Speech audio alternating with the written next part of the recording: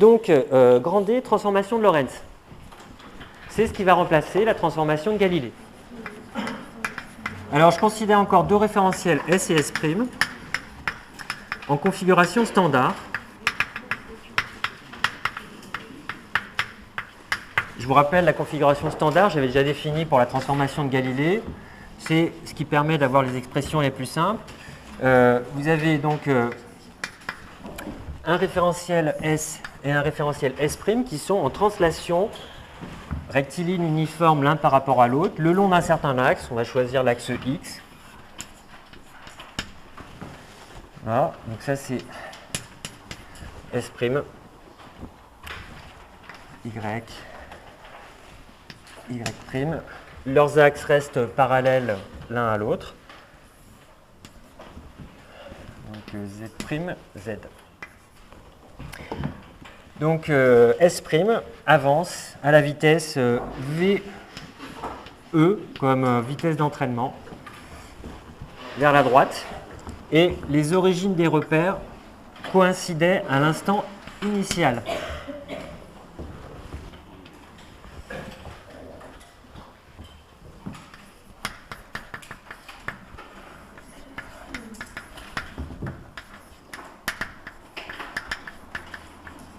Voilà. Donc, moi, ce que je cherche, c'est la loi de transformation des coordonnées. C'est-à-dire, j'aimerais bien obtenir les coordonnées x', y', z', t' en fonction des coordonnées x, y, z, t.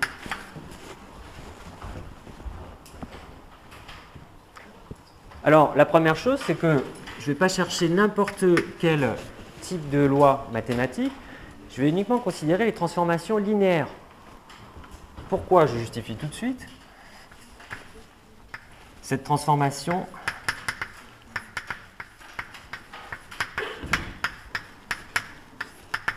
est forcément linéaire.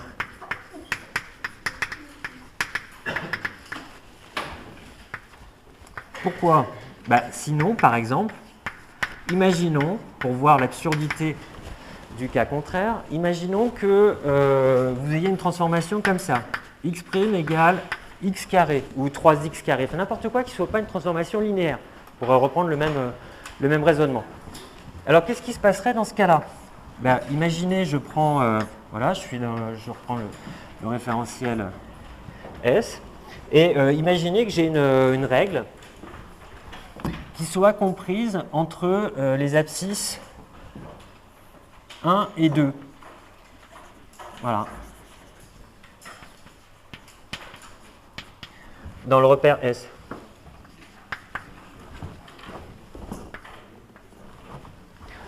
Bon, si elle est comprise entre les abscisses 1 et 2, si j'applique cette transformation-là, je vais dire, donc, si la règle se trouve, alors c'est une règle donc, de longueur unité dans le référentiel S, entre x égale 1 et x égale 2 dans S, alors dans S', elle se trouve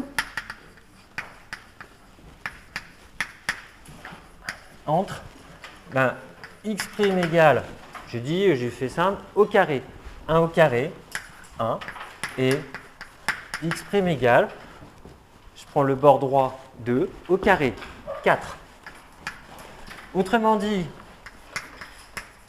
j'ai L', la longueur dans le référentiel S', la longueur de cette règle dans le référentiel S', qui serait égale à 4 moins 1, 3. Bon, jusque-là, pas de problème, on a vu pire que ça tout à l'heure. Alors maintenant, le problème, il vient d'autre chose. Imaginez que je change l'origine des coordonnées, ou que, autrement dit, je déplace la règle un petit peu. Mettons la règle, je vais la placer, la même règle, entre les abscisses 3 et 4.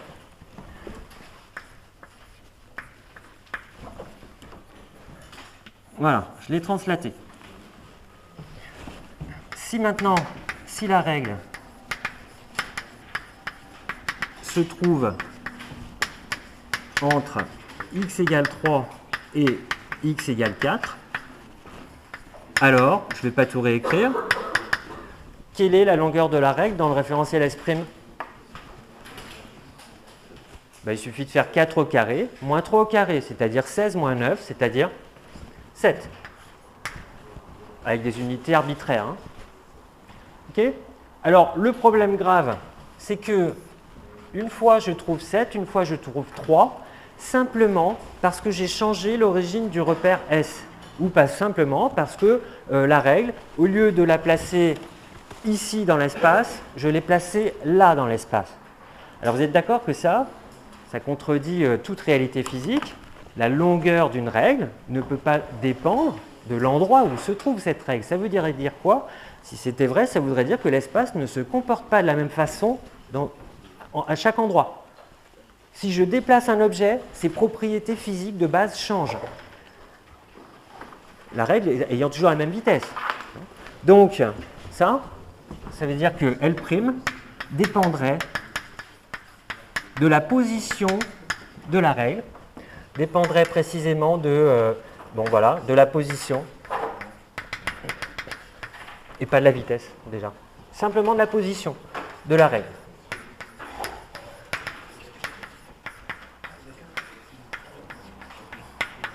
C'est absurde. Alors en quoi c'est absurde précisément? Ça contredit l'homogénéité de l'espace. Absurde, car l'espace est homogène. L'espace se comporte de la même façon à Paris, à New York ou dans une autre galaxie. Alors c'est d'ailleurs une des propriétés que je vais laisser. Tiens, je vais écrire au fur et à mesure les propriétés que je viens d'utiliser. Hypothèse 1. Espace homogène. Et je vais laisser à chaque fois en haut à droite les propriétés que j'utilise. Okay, donc les transformations sont linéaires. Oui. On arrive à montrer de la même manière pour le temps ou pas? Oui, exactement pareil pour le temps. Faites le même raisonnement si vous n'êtes pas convaincu. Ça dépendrait dans ce cas de l'origine du temps.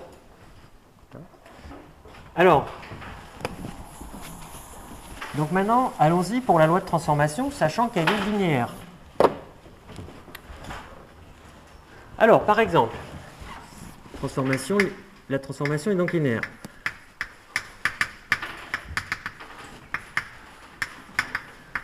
Ça veut dire, par exemple, que je dois pouvoir exprimer la coordonnée y' comme une combinaison linéaire des coordonnées dans S. Donc, je vais dire, par exemple, un certain coefficient A fois x, plus un autre coefficient B fois y, etc.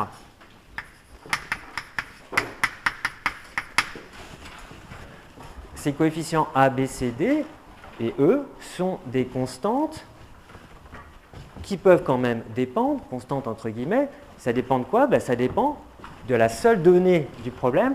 Ça peut dépendre éventuellement de la vitesse avec laquelle le référentiel S' est entraîné par rapport au référentiel S. Donc à chaque fois que je vais écrire des constantes comme ça, donc A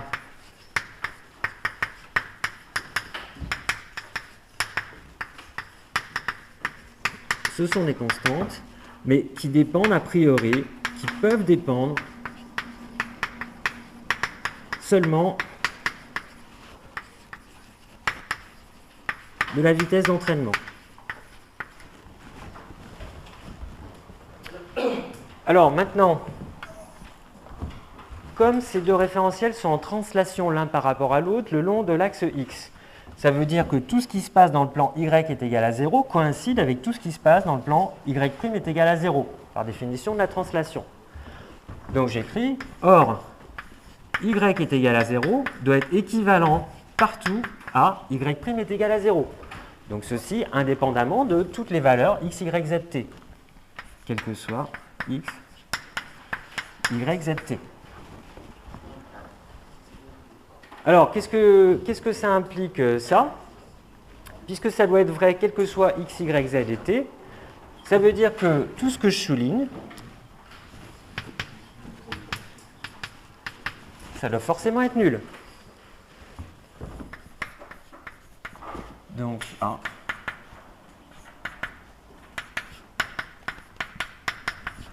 Et donc, finalement, la loi de transformation de y à y', elle est relativement simple.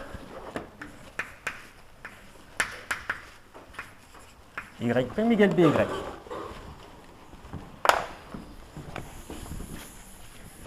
Avec b qui est une constante a priori dépendant quand même de la vitesse d'entraînement. Une fois que j'ai fixé la vitesse d'entraînement, c'est bien une constante. Alors maintenant, je vais utiliser la symétrie de l'espace.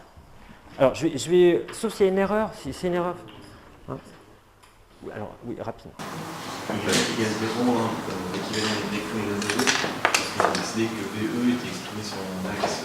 Parce qu'on a choisi l'axe X dans la direction de la vitesse d'entraînement d'un référentiel par rapport à l'autre. Donc les deux plans, Y égale à 0, c'est un plan, Y' égale à 0, ce sont deux plans qu'on fait glisser l'un sur l'autre. Ce sont deux plans qui coïncident tout le temps. Alors maintenant, je vais utiliser la symétrie de l'espace. Pour ça, je vais inverser les axes des référentiels S et S'. Alors regardez comment je les inverse. Je vais laisser par exemple l'axe Y pour chaque référentiel, mais par contre je vais inverser Z. Z, je le transforme en moins Z, je le fais partir vers le fond. X, je le fais partir vers la gauche, je le transforme en moins X. Et je fais la même chose bien sûr pour l'autre référentiel, donc que j'ai dessiné en vert. Ça c'est S, étoile. C'est S inversé en quelque sorte.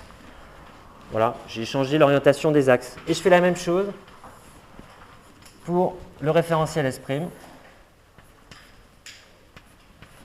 moins X', Y', il reste le même, et Z, je l'envoie de l'autre côté, le Z', je le transforme en moins Z'.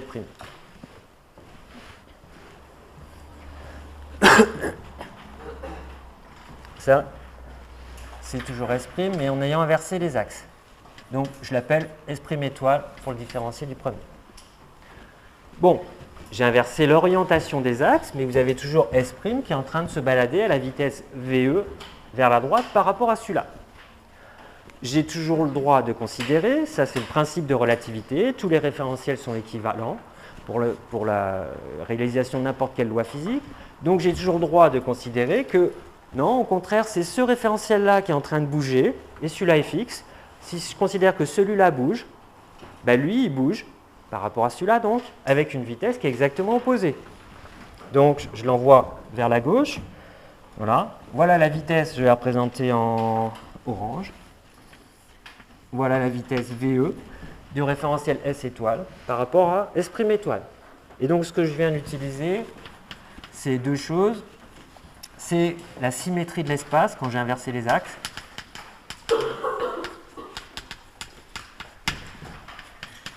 Et deuxièmement, le principe de relativité, c'est-à-dire le premier postulat d'Einstein.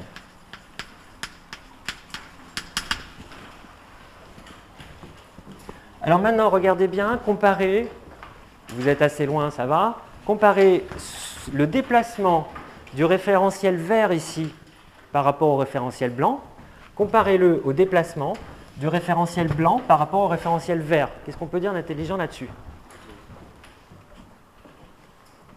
Je compare le mouvement relatif de ce référentiel vert par rapport à celui-là et le mouvement relatif du référentiel blanc par rapport à celui-là. Très bien, c'est exactement la même chose, c'est exactement le même mouvement, avec les mêmes orientations des axes.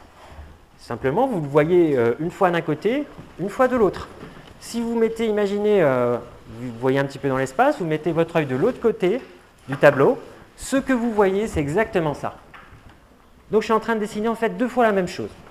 C'est-à-dire que la transformation de S à S', ça doit être mathématiquement exactement la même que la transformation de S' étoile à S étoile. Donc, je l'écris, le mouvement de S' par rapport à S coïncide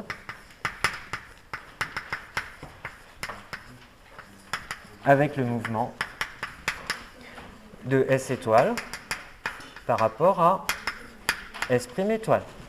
Autrement dit, la loi de transformation que je cherche, si je pose, si j'appelle f', la fonction qui me permet de passer de x, y, z, t à x', y', z', t', eh bien c'est la même loi de transformation qui me permet de passer cette fois des coordonnées de ce référentiel, c'est-à-dire moins x, y, moins z, t, donc qui permet de passer du référentiel vert au référentiel blanc, c'est-à-dire de moins x', y', moins z', t' aux coordonnées du référentiel blanc, c'est-à-dire celle-là. Donc j'ai la même loi de transformation, la même fonction f ici. On peut le dire plus simplement, si vous voulez. Ce que je viens de montrer, c'est que dans une transformation, dans la transformation de Lorentz qu'on va obtenir, vous pouvez simplement échanger la coordonnée x avec moins x'. Vous pouvez laisser y, qui se transforme directement en y'. Et vous substituez dans les équations, de la même façon, z, vous le transformez en moins z'. Et t, alors ici au fait d'ailleurs c'est t', t va se changer simplement en t'. Donc si dans une loi de transformation d'un référentiel à un autre, vous changez simultanément x, y, z, t en moins x', y', moins z', t', alors vous obtenez la même loi de transformation. Vous devez obtenir des équations qui sont aussi valables. Alors j'applique ça pour l'instant juste au cas de y. C'est un cas extrêmement simple, puisque je suis tombé sur y' égale by. Qu'est-ce que je viens de dire? Si on a y' égale by, c'est ça la loi de transformation de S à S', il suffit que j'échange y' avec quoi? Y' je l'échange avec y, et inversement, y je l'échange avec y', je dois retrouver une loi correcte. Donc application.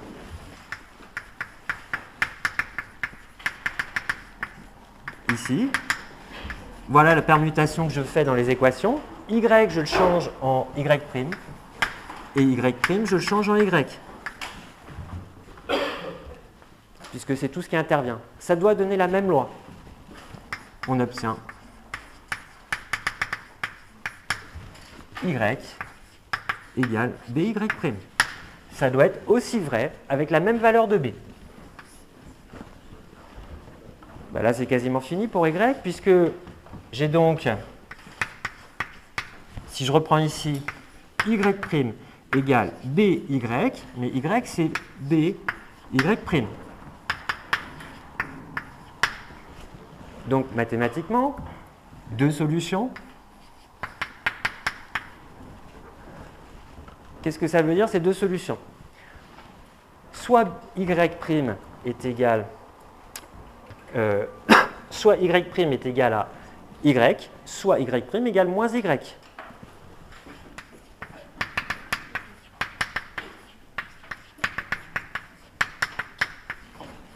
Laquelle est absurde et pourquoi?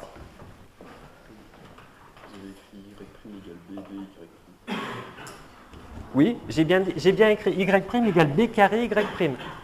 Et c'est de cela que je déduis que b carré est égal à 1. Donc b est égal à plus ou moins 1. Donc je tombe mathématiquement sur deux solutions. Pourquoi la solution y' égale moins y est-elle absurde? Eh bien, je vous rappelle que si on se déplace à basse vitesse, les lois de la mécanique newtonienne classique, elles doivent être valables. Or, dans une transformation de Galilée, vous avez y' égale à y. Donc, si vous faites tendre la vitesse d'entraînement VE vers 0, ce que vous obtenez, c'est ça. Et ça n'a jamais été une inversion de l'axe Y. Donc, celle-là, elle est forcément absurde. Donc, ici, seule valable, seule possibilité, CF, K limite, VE tend vers 0. Si la vitesse d'entraînement d'un référentiel par rapport à l'autre tend vers 0, c'est-à-dire si je considère des déplacements à très faible vitesse, je retrouve forcément la loi de transformation classique. Or, cette loi de transformation classique, elle me dit y' égale y. Donc, ce cas limite, il est bien atteint. Ça, par contre, ça ne permettra jamais d'obtenir y' égale y à basse vitesse. Donc, ça y est, j'ai y' égale y. Ça pouvait vous sembler intuitif. Ah oui, mais moi, je ne voudrais pas que de l'intuition, je voudrais vraiment raisonner rigoureusement. Évidemment, comme l'espace est isotrope, tenez, je ne l'ai pas encore mis,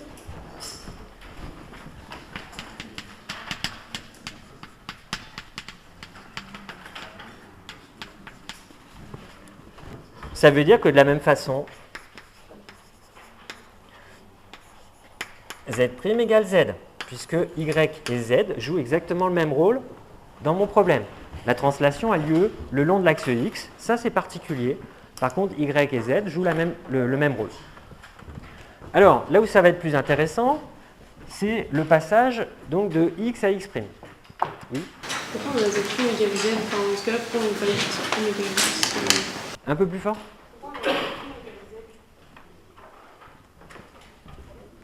Y' égale Z? Z' égale Z. C'est exactement l'équivalent de cette loi-là. Alors, du coup, on peut le faire avec X, on peut le faire avec tout. Non, parce que, attention, vous avez un déplacement le long de l'axe X. Les axes Y et Z jouent exactement le même rôle dans ce problème-là.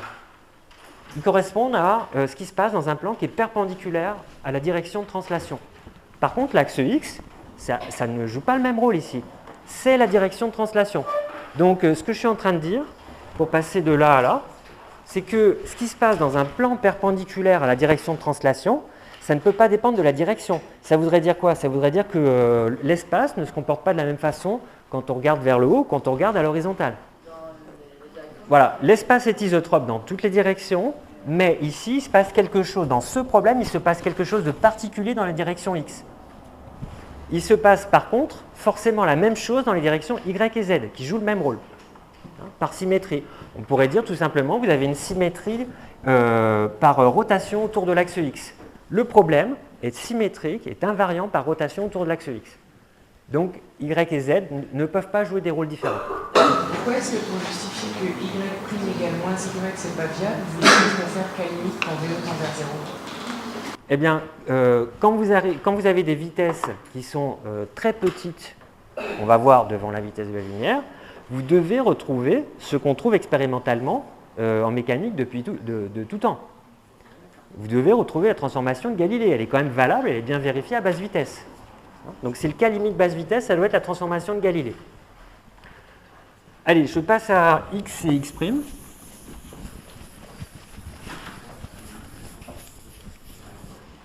Je sais que j'ai une transformation linéaire. Donc j'écris de même X' égale. Alors, le premier coefficient, je l'appelle gamma. C'est arbitraire, c'est juste parce que historiquement, ça a été écrit comme ça. Et les autres, alors j'en étais à quel coefficient d'ailleurs tout à l'heure pour Y' et Y? J'avais introduit des lettres, j'en étais à E, donc je commence avec F.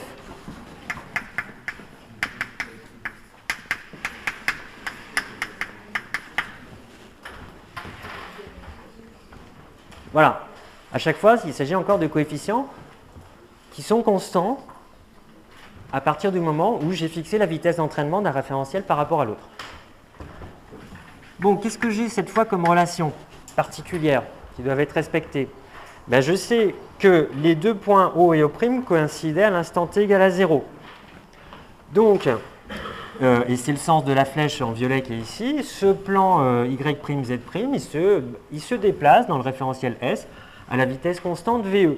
C'est-à-dire que écrire X' est égal à 0, qui correspond à ce plan-là, c'est pareil que d'écrire que X est égal à VE fois T. Et ça doit être vrai, quelles que soient les autres coordonnées.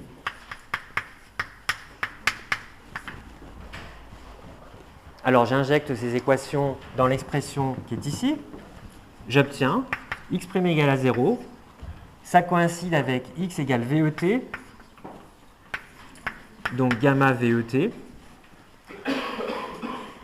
Plus FY, plus GZ, plus HT, plus I. Ça doit être toujours vrai, quelle que soit les coefficients qui sont devant ces variables t, y, z que j'ai introduits. Donc ça veut dire que tous ces coefficients sont nuls. Or, quel est le coefficient de t? Le coefficient de t au total, c'est gamma VE plus h. Et puis je recopie les autres. Tous ces coefficients doivent être nuls. Plus i. Donc, ça doit être égal à 0. Si l'ensemble doit être nul, quelles que soient les variables t, y, z, ça veut dire que tous les coefficients sont nuls. Donc ça y est, j'ai l'expression de h. Donc le coefficient h, c'est moins gamma VE. Je remplace ça dans l'équation qui est au-dessus. J'obtiens x' est égal à gamma facteur de x et moins gamma VET, c'est-à-dire facteur de VET. Allez, je vous souligne. Vous remarquez quand on en arrive là que si on fait gamma égale 1 dans cette équation, sur quoi on tombe?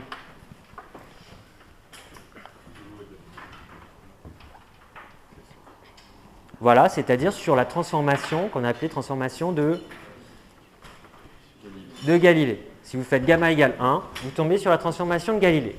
Et pour l'instant, rien ne nous dit que gamma est égal à 1. On veut chercher sa valeur, justement. Alors, c'est à ce moment-là que je vais réutiliser la symétrie de l'espace et faire cette transformation-là. J'inverse, en fait, ce que j'ai fait, c'est que j'ai inversé les axes x et z, et j'ai montré qu'on retrouvait la même loi de transformation en passant du repère vert inversé au repère blanc inversé. Donc, ça veut dire que si cette loi est valable, je peux faire la permutation x donne moins x', y inchangé donne y', z donne moins z', t donne t'. Ça doit me donner encore une relation toujours valable. Je l'écris au-dessus. Je suis obligé de l'écrire là parce que j'ai le schéma qui correspond là-bas. Donc, de nouveau, on fait une inversion.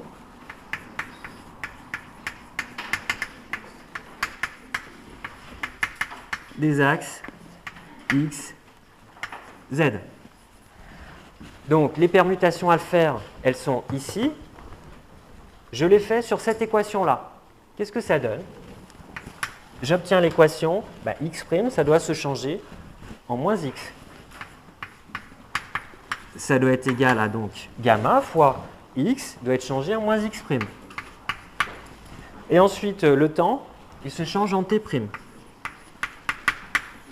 Bien sûr, je peux réécrire ça autrement. X égale gamma x' plus VET'.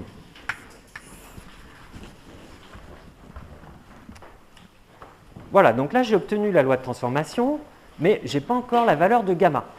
C'est normal, je n'ai pas utilisé toutes les hypothèses de la relativité restreinte. Qu'est-ce que je n'ai pas encore utilisé? Regardez, j'ai utilisé des trucs auxquels on n'avait peut-être pas pensé au départ, mais il y a quelque chose d'essentiel que je n'ai pas utilisé, essentiel dans la première formulation de la théorie de la relativité restreinte. Il y a un des postulats que je n'ai pas utilisé. Simon? Non, synchronisation,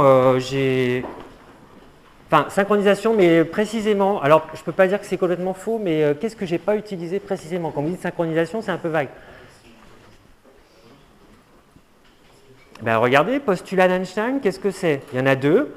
Premièrement, toutes les lois de la physique, et pas seulement les lois de la mécanique, peuvent s'écrire de la même façon dans tous les référentiels.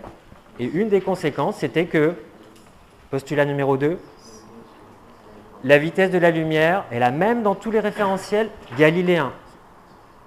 Donc, moi, je voudrais vérifier ça ici. Je ne l'ai pas encore fait. C'est pour ça que je n'ai pas encore le coefficient gamma. Alors, je vais imposer ça maintenant. Je laisse ce qui m'intéresse au tableau, ici. Et maintenant, je vais appliquer l'invariance de la vitesse de la lumière. Donc, je rajoute comme hypothèse.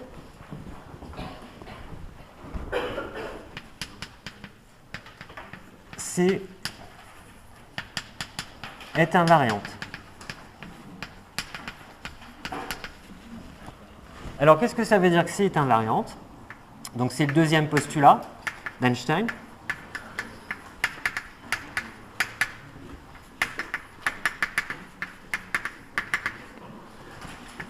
Ça veut dire que si vous avez un signal lumineux qui est émis à partir de l'origine commune des deux repères O et O' à l'instant t égale à 0, je vous ai dit à l'instant t égale à 0, les deux repères ils coïncident.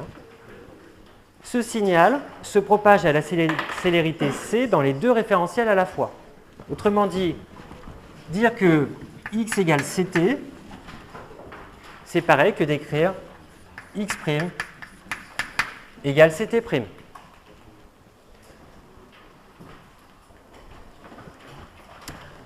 Et bien c'est ça que je vais injecter dans les deux équations qui sont ici. Allez, je vais leur donner un nom. Équation 1, équation 2.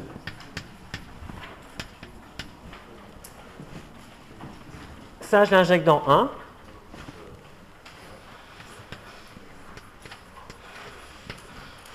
Et ça, je l'injecte dans 2.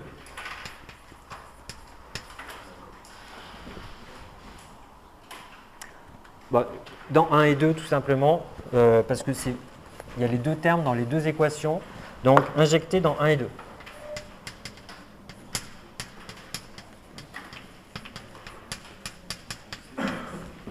Alors j'y vais, je remplace x par ct. Ct égale gamma fois ct' plus VET'. Ça, c'est l'équation 1. Équation 2, ct' égale gamma fois ct moins VET.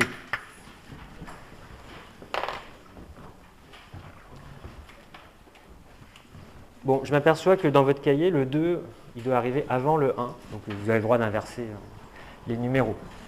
Alors, ici, je factorise, je peux factoriser par t'. Ça fait gamma t', facteur de c plus VE. Et en dessous, c'est gamma t, facteur de c moins VE. Maintenant, je vais faire le produit de ces deux égalités. Je peux les appeler 3 et 4.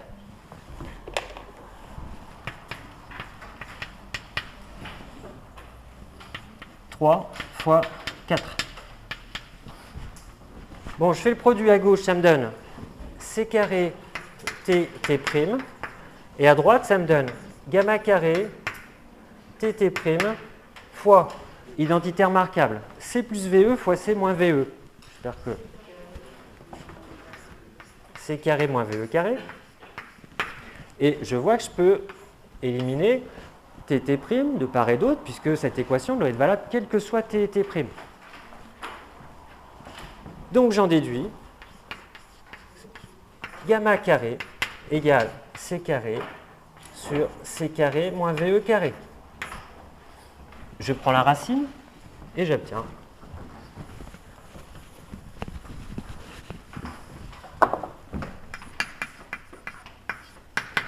donc gamma est égal à 1 sur racine de 1 moins VE carré sur C carré. Bon, ça souvent, on l'écrit un petit peu autrement. Dans les livres de relativité, on pose en général bêta E. Bêta, c'est rapport V sur C. Ici, E, ça veut dire, c'est comme vitesse d'entraînement. Bêta E égale par définition VE sur C. Et alors, vous avez gamma qui est égal à 1 sur racine de 1 moins bêta E au carré. Souvent, on note simplement bêta. Autrement dit, c'est la vitesse, mais exprimée dans une unité où la vitesse de la lumière vaut 1. Voilà, on a presque tout. Qu'est-ce qui manque dans la loi de transformation? On a y' égale y, z' égale z. On a x' en fonction de x, et on connaît le coefficient gamma. Qu'est-ce qu'on n'a pas calculé? Voilà, le couple t'. Alors, je laisse encore une fois ce dont j'ai besoin du tableau.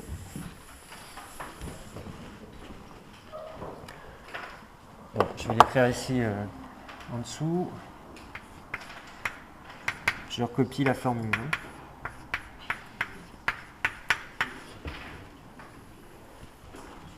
Voilà, donc on a presque fini. Il faut avoir maintenant le couple t', pour relier ensemble.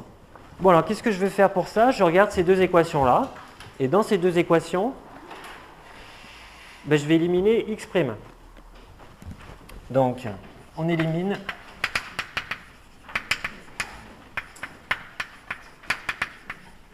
x' entre 1 et 2. Qu'est-ce que ça donne? Bah, j'écris x égale gamma fois, et au lieu d'écrire x' ici, j'écris tout ce qu'il y a là. Gamma x moins VET. Et je rajoute VET'. Et je regroupe tout ce qui va ensemble. Je veux isoler T'.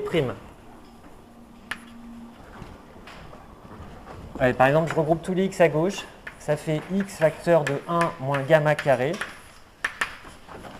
est égal à, alors ici j'ai moins gamma carré VET plus gamma VET'.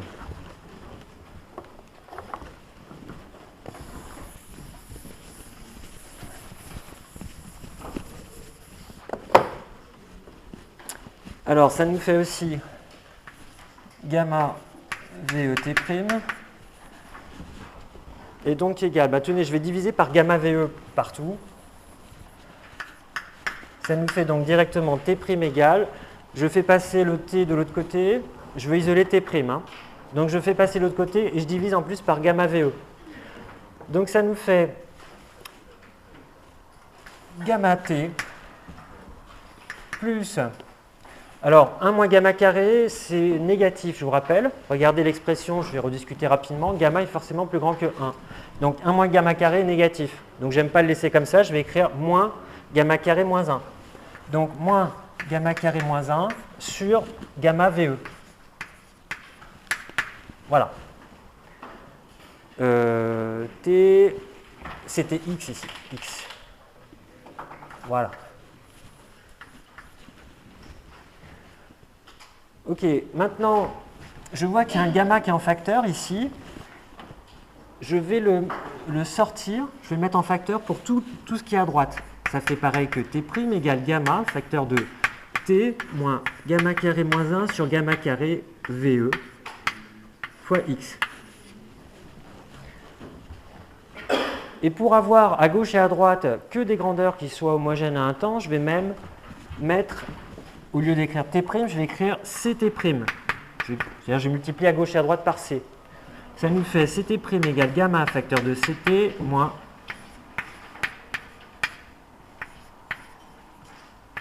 facteur de C sur VE. Et ça, facteur de X.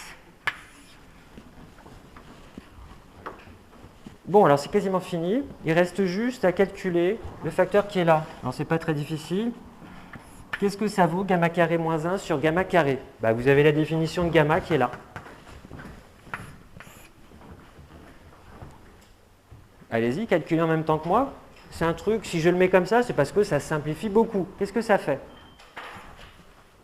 Voilà, vous avez dû trouver bêta carré. Or, le terme qui est à droite ici, qu'est-ce que c'est par rapport à bêta? C'est exactement, c'est 1 sur bêta. Donc au total, qu'est-ce que ça fait le produit des deux? C'est 1 sur bêta fois ça, c'est-à-dire c'est juste bêta. Donc ici, je peux écrire CT' est donc égal à gamma facteur de CT moins bêta x. Et bien ça y est, c'est fini. Je résume les équations qu'on obtient.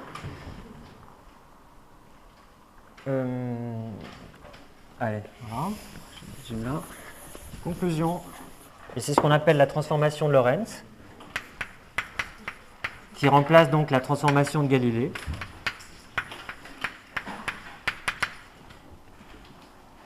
J'ai donc x égale gamma facteur de x'. Alors, il y a marqué plus VET'. Alors, ça peut... qu'est-ce que je vais... Alors, pour Galilée, pour la transformation de Galilée, j'ai peut-être écrit x' en fonction de x. Je pense que c'est ça. Donc, je vais peut-être écrire celle-là plutôt. X', c'est donc gamma facteur de x moins VET. Alors, vous avez vu, transformation de Galilée, ça correspond à quoi? Ça correspond juste à gamma égale 1. Moi, je viens de montrer que dans le cas général, c'est ça, gamma. Ça dépend juste de la vitesse d'entraînement d'un référentiel par rapport à l'autre. Alors, puisqu'il y a un bêta qui intervient ici, En relativité, en général, on exprime toutes les vitesses par rapport à la vitesse de la lumière. C'est-à-dire que la façon la plus élégante, la plus simple d'écrire les équations de la relativité, c'est en poser C égale 1. Vitesse de la lumière égale 1. Puis après, on adapte les autres unités. Alors, je ne vais pas le faire comme ça parce que vous serez peut-être un peu perdu dans les notations. Je vais laisser par contre ce rapport en évidence, VE sur C. Donc, ici, au lieu d'écrire VET, je vais écrire plus, en tout cas, ici c'est moins bêta E C T.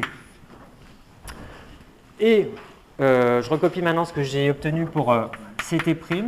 CT', c'est donc égal à gamma, facteur de CT moins bêta E X. Voilà. Et à côté de ça, deux équations évidentes pour Y' et Z'. Vous remarquez que je les ai écrites de manière symétrique. On voit tout de suite la symétrie de ces équations. Et c'est une symétrie qui est obligatoire en relativité, puisque en relativité, le temps et l'espace jouent à peu près le même rôle. On peut écrire ça sous forme matricielle, si on préfère, mais c'est pas...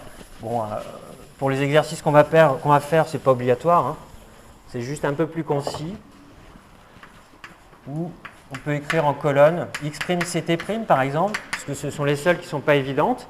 On peut dire que c'est égal à gamma fois une certaine matrice fois x ct. Alors pour x, coefficient 1, et pour ct, c'est le coefficient moins gamma bêta. Donc voilà sur quoi on tombe, de manière un peu plus condensée. Puis bien sûr, y', z', c'est pareil que yz. Voilà, ça s'appelle la transformation de Lorentz. Voilà la vraie transformation qui corrige les erreurs de la transformation de Galilée. Et puis après coup, il est facile de vérifier que cette transformation-là, effectivement, laisse invariantes toutes les lois de l'électromagnétisme. Oui.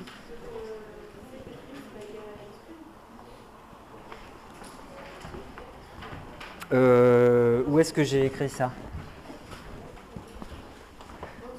CT' égale X', non. Attention, X' égale CT', ça veut dire quoi? Quand j'ai écrit ça, hein, j'ai écrit un moment, j'ai dit si un signal lumineux se propage à la célérité c dans le référentiel S, alors il se propage aussi à la célérité c dans le référentiel S'. C'est-à-dire que l'équation x égale ct est équivalente à l'équation x' égale ct'. On a deux signaux lumineux qui se propagent dans la direction x. C'est seulement à ce moment-là que j'ai le droit d'écrire ça. Mais je n'écris pas de manière générale x' égale ct'. Si je suis en train de décrire un signal lumineux qui se propage dans la direction x, là j'ai le droit de l'écrire. Alors, remarquez une chose. Si vous savez passer donc de la... si vous connaissez la transformation de Galilée, bon, je l'ai fait au début, là c'est extrêmement simple. Bêta c, ça veut dire VE. Donc vous retrouvez exactement la transformation de Galilée si vous oubliez gamma. X moins VE t. Donc, je vous dis ça, si vous avez une perte de mémoire pour les transformations de Lorentz, c'est extrêmement simple. Vous avez juste à rajouter le coefficient gamma qui est devant et qui doit tendre vers 1, bien sûr, quand la vitesse tend vers 0, quand la vitesse d'entraînement tend vers 0, puisqu'on doit retrouver encore une fois la transformation de Galilée à basse vitesse. C'est assez évident ici sur cette expression. Vous faites tendre VE vers 0, gamma tend bien vers 1. Voilà, ça marche bien. Si je veux avoir la transformation, non pas de xt à x', t', si je veux faire l'inverse, qu'est-ce qu'il suffit de faire? En étant astucieux, hein, en ne recommençant pas tout. Je veux avoir x, ct en fonction de x', ct'. Qu'est-ce que je peux dire d'intelligent pour m'éviter des calculs? Si le référentiel S' se déplace vers la droite à la vitesse VE par rapport à S, ça veut dire qu'il est équivalent de considérer que le référentiel S se déplace à la vitesse... Quelle vitesse par rapport à S'? Moins VE. Bon, j'entends pas beaucoup qui le disent. Voilà S qui est fixe, S' qui se déplace à 2 km/h vers la droite. Je peux considérer cette expérience dans le référentiel où S' est immobile. Dans son référentiel, c'est S qui se déplace à 2 km/h vers la gauche cette fois, donc signe-. Autrement dit, si je veux passer de cette loi de transformation à la loi de transformation inverse, de deux choses l'une, soit je ne suis pas astucieux, j'inverse ces équations, facile quand même, c'est linéaire, soit je change simplement VE en moins VE. Inversement, j'ai juste donc à changer le signe moins. Bêta E change en moins bêta E.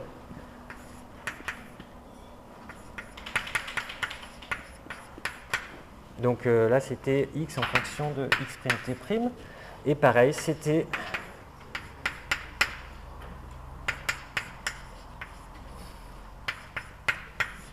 voilà.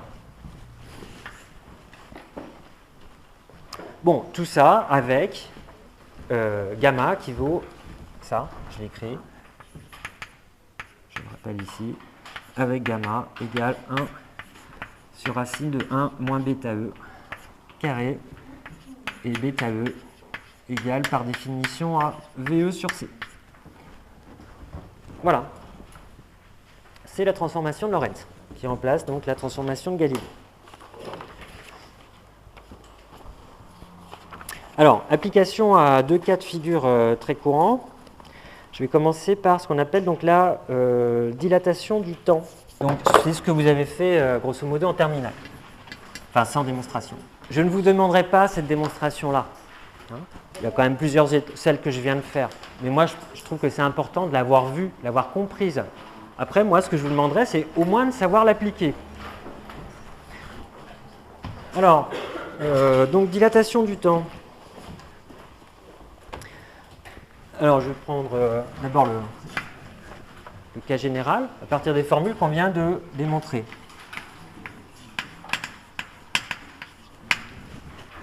Donc, vous avez toujours les deux référentiels qui sont en configuration standard. Voilà, vous avez S et puis S', qui se balade toujours vers la droite à vitesse constante. Voilà. Alors, les axes qui vont m'intéresser, en général, on les note X, X'. Bon, S' se déplace avec une vitesse VE vers la droite. Vitesse d'entraînement. Alors, imaginons qu'on ait une horloge qui soit fixe dans le référentiel S'.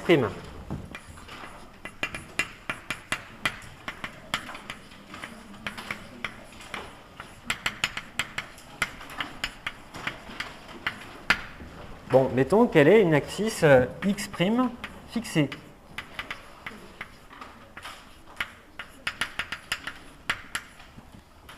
Alors, je vais considérer maintenant deux événements qui se produisent là où se trouve cette horloge.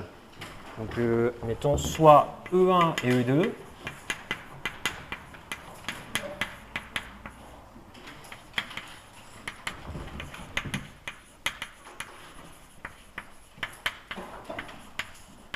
Donc un événement, disons pour simplifier, c'est quelque chose qui se produit en un point. Deux événements qui ont lieu en X', c'est-à-dire là où se trouve H'. Eh bien, je peux parler de la durée mesurée par cette horloge entre ces deux événements, qui s'écoule un certain temps, indiqué par cette horloge. Donc ce temps-là, la durée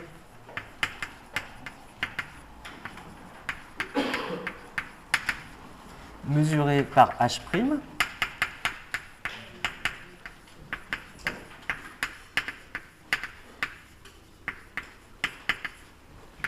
par définition, c'est quoi? C'est T'2 moins T'1. Ce sont les instants T' indiqués par l'horloge qui se trouve en X' constant. Cette horloge étant fixe dans le référentiel S'. Bon, c'est une certaine durée. Je pourrais l'appeler taux prime. Ce qui est important, vous voyez, c'est que cette durée est mesurée deux fois par la même horloge. Les deux événements ont lieu au même point dans le référentiel S'. Donc, dans ce cas-là, on dit que la durée qu'on a mesurée, comme ça, c'est une durée propre, égale durée propre, car mesurée 2 fois par la même horloge.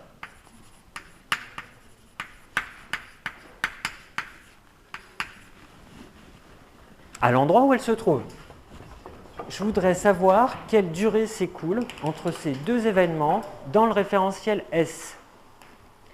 Qu'est-ce qu'il faut que je calcule donc? Voilà, il faut que je calcule T2 moins T1.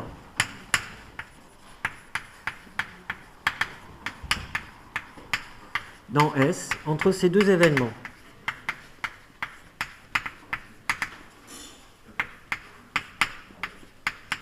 Bon, je vais l'appeler taux. Par définition, c'est donc T2 moins T1. Or, regardez, j'ai une relation, par exemple, je suis encore au tableau, alors voilà, je l'entoure.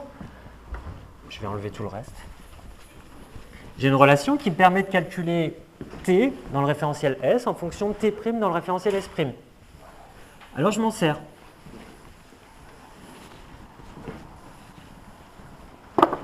Voilà, je vais écrire cette relation pour les deux instants T1 et T2, successivement. Or, CT1, c'est égal à gamma fois CT'1 plus bêta X'. Je rappelle, X', c'est l'abscisse de l'horloge dans S' qui est constante. De la même façon, CT2, c'est gamma CT'2 plus bêta UX'. Je fais la différence entre ces deux équations. CT2 moins T1 égale gamma C T'2 moins T'1. Autrement dit, taux égale gamma taux prime. J'ai dit que taux prime, c'était une durée propre. L'autre, bien sûr, c'est une durée impropre.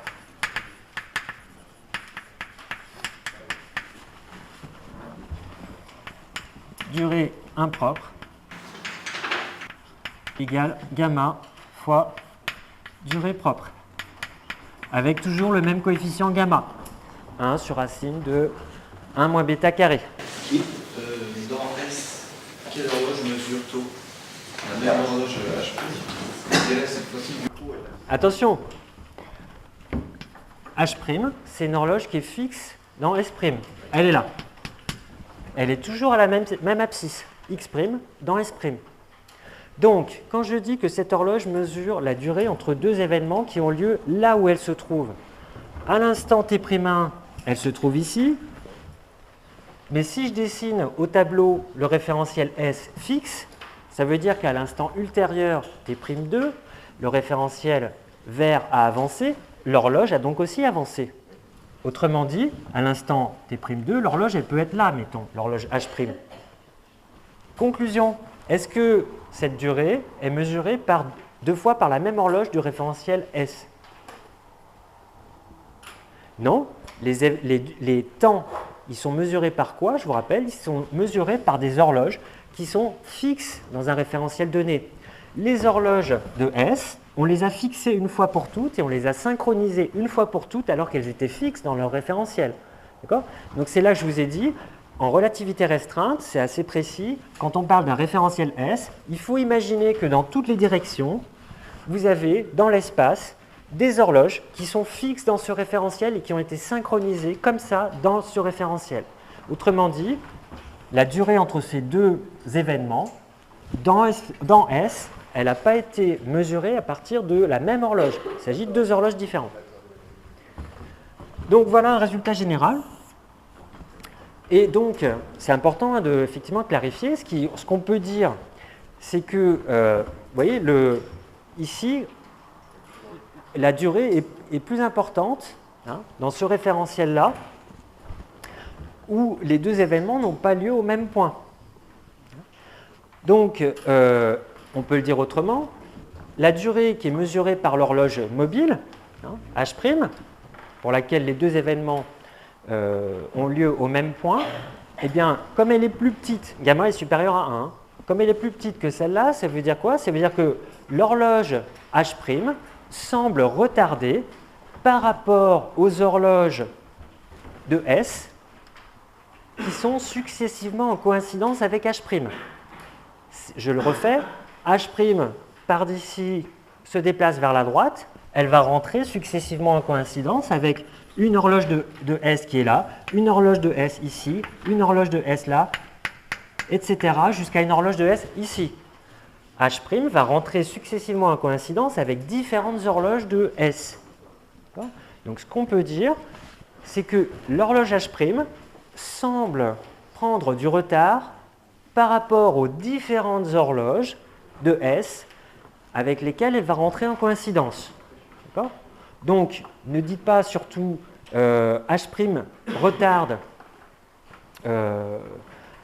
par rapport à… Le temps s'écoule moins vite dans S' que dans S. Ça ne veut rien dire. Pourquoi? Parce que relativité du mouvement, principe de relativité, on peut aussi considérer dans ce cas que S est en mouvement par rapport à S'. Donc cette phrase est beaucoup trop vague pour qu'elle ait un sens. Vous ne pouvez pas dire que le temps s'écoule moins vite dans S' que dans S, parce que dans ce cas, vous pourriez tout aussi bien dire que le temps s'écoule moins vite dans S que dans S', puisque S est en mouvement par rapport à S'. C'est pour ça que j'ai fait une phrase plus précise que ça. J'ai dit l'horloge H' semble prendre ou prend du retard par rapport aux indications des différentes horloges avec lesquelles elle vient successivement entrer en coïncidence. Elle balaye les autres horloges, elle vient rencontrer différentes horloges et elle prend régulièrement du retard par rapport à ces horloges-là. Donc attention, une fois il y a une horloge, c'est celle de S', et une fois il y a des horloges, les horloges de S avec lesquelles l'horloge H' rentre en coïncidence. Donc il y a une dissymétrie dans cette phrase. Une fois c'est une horloge, une fois c'est des horloges. C'est pour ça que si on prend la peine de dire ce que je viens de dire là, ça a un sens de renverser cette phrase et de la dire aussi dans le référentiel S. On pourrait dire la même chose de S par rapport à S'. Si on prend une horloge fixe dans S, cette horloge fixe dans S va prendre du retard par rapport aux différentes horloges de S' avec lesquelles elle vient rentrer en coïncidence. Ça, c'est une phrase qui a du sens aussi. D'accord ? Parce qu'il y a une dissymétrie. Des fois, c'est une horloge dans la phrase, et à un autre moment dans la phrase, c'est des horloges. Okay ? Je vous le fais écrire, ça, parce que je pense que c'est important. Juste derrière cette équation, quelle est son interprétation physique? Donc, une horloge, vous pouvez souligner le une, parce que c'est très important de voir qu'il y a une… C'est pas la même chose, une et des. Une horloge fixe dans S' paraît retardée quand ses indications sont comparées à celles des horloges de S avec lesquelles elle vient successivement en coïncidence. Donc surtout ne pas dire l'horloge S' retarde parce qu'elle est en mouvement par rapport à S. Ça ne veut rien dire, mais malheureusement on trouve ça dans quelques livres de terminale. Le temps s'écoule moins vite dans le référentiel qui est en mouvement. Ça ne veut strictement rien dire, puisque en mouvement c'est toujours par rapport à autre chose. S est en mouvement par rapport à S'. Vous ne pouvez pas dire que le temps s'écoule moins vite dans S' par rapport à S et le temps s'écoule moins vite dans S par rapport à S'. Ça ne veut rien dire. Il faut faire la phrase précise. D'une fois, il y a une horloge, une autre fois, il y a des horloges. Voilà, je crois que ça suffit. Donc, je vous donne quand même… je ne sais pas si vous allez y arriver tout de suite tout seul. Je vous donne quand même, ça fera du bien d'y réfléchir, un exercice qui est basé sur les transformations de Lorentz. Voilà, il y a de quoi s'amuser. Je vous demande juste le premier. Si vous avez un peu de curiosité, vous pouvez aller tester les autres exercices après. Tout est basé sur Lorentz pour les 3 premières pages. Je vous laisse tester le premier exercice qui s'appelle barre contractée.